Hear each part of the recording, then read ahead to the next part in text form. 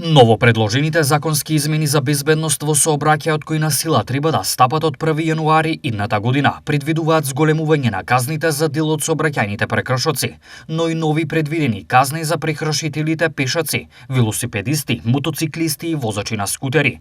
При применување на крстосници на пешаците им се забранува користењето телефон, смарт часовници и слушалки. Овие правила важат за корисниците на мотоцикли, велосипеди и тротинети.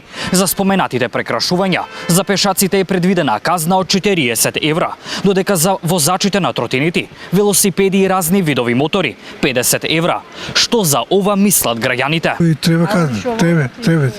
Треба да се казнат и овие што одат пешачки, не пазат каде, што е, иде ли кола, не иде. Треба и тоа пешако треба да мине.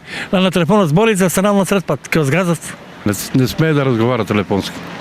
Исто и у кола, у никој случај голема казна треба да има.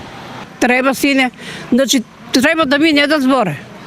Зборање кој си биш дома.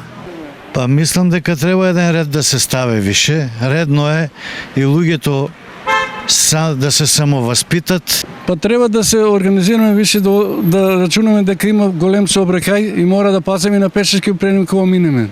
Треба да погледнеме лево десно дали има кола или нема. И треба да не разговараме на телефон, него да пратиме кога сме на улица, кога излаеме треба да гледаме убаво лево десно и така натаму.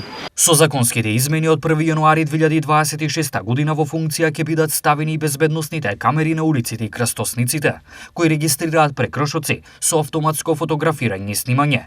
Снимки ќе се прават и со специјално опремени возила на МВР, по примерот на така наречените пресретнувачи кои функционираат во Србија. Ако сторителот не ја прифати прекршочната казна, има право во рок од 8 дена документите што ги добил со известувањето да ги достави до надлежниот суд, доколку сопственикот на возилото не го управувал возилото во моментов на сторување на прекршокот, должен е во рок од 8 дена да ги даде податоците за идентитетот на лицето на коему го оставил возилото. Доколку вина се превземе лажно, казната е 500 евра.